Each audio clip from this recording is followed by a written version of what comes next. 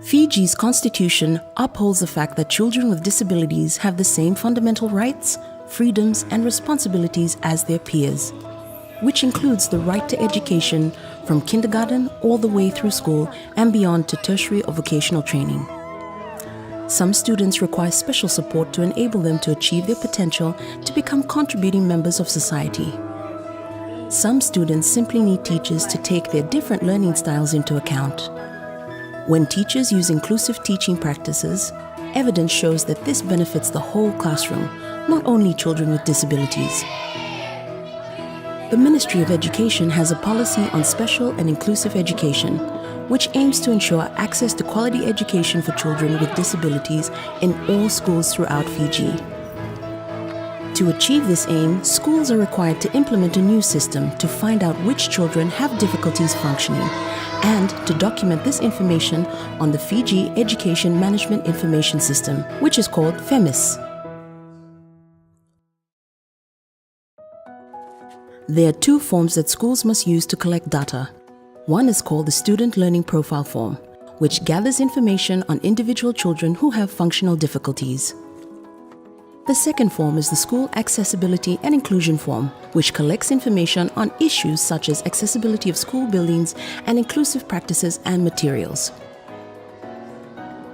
The Student Learning Profile Form should be used to assess all children who have any degree of difficulty functioning across a wide range of areas, including seeing, hearing, learning, speaking, moving, behavior, and socialization and emotions. It should also be used with students who consistently perform very poorly in assessments and class activities.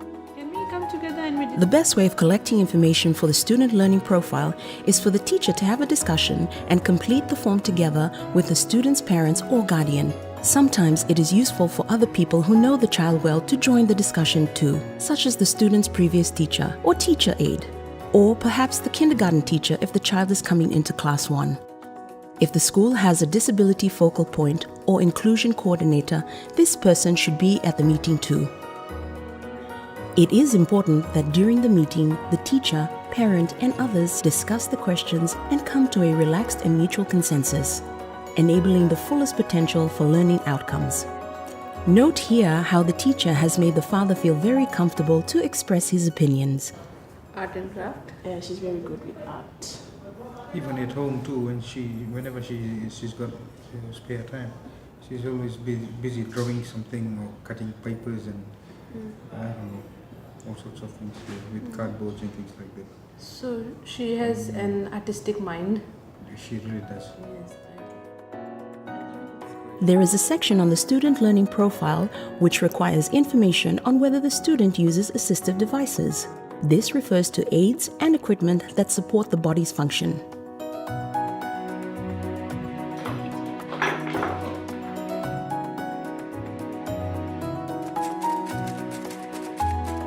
My mother's name is Maggie Tabula.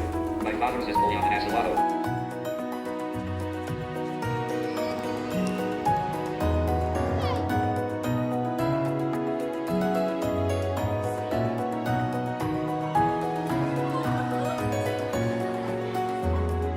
If the student does not use any assistive devices, the last option on the form should be ticked, no assistive device used.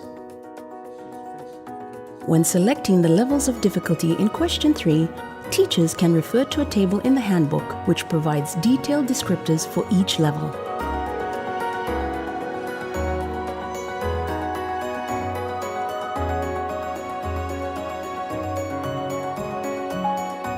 The section on strengths, interests, and capabilities is an important opportunity to think about the student from different perspectives.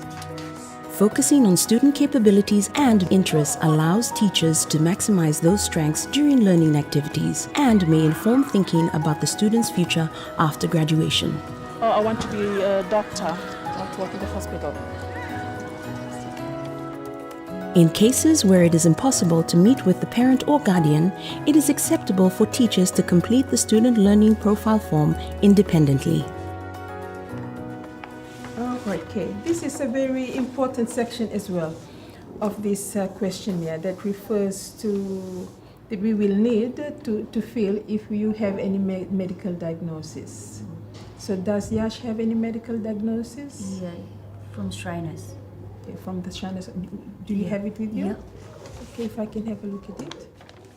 Some children with functional difficulties will already have a diagnosis from a health service.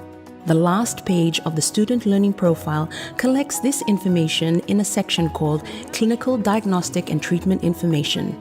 Diagnosis and services already received should be recorded here. In addition, many children will benefit from referrals to services. For example, hearing assessment and provision of hearing aids, or vision assessment and provision of glasses. Any services that are required should be recorded in this section.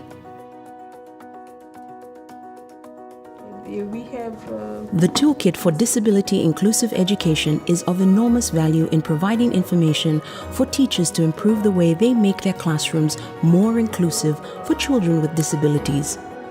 Teachers are strongly encouraged to refer to the relevant chapters in the handbook once students with functional difficulties have been identified. The fact sheets in the toolkit may be useful to copy and provide to parents.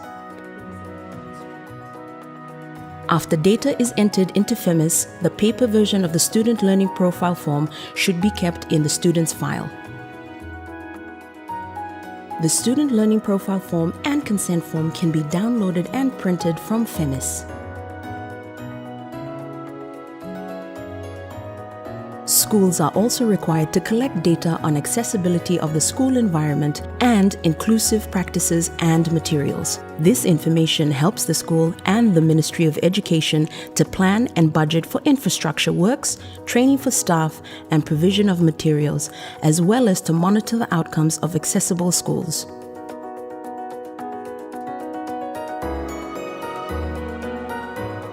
Number of stories that are accessible to students with physical The disabilities. school accessibility and inclusion form should be completed by the school management committee with the head teacher, and where possible with the involvement of students with disabilities and their parents.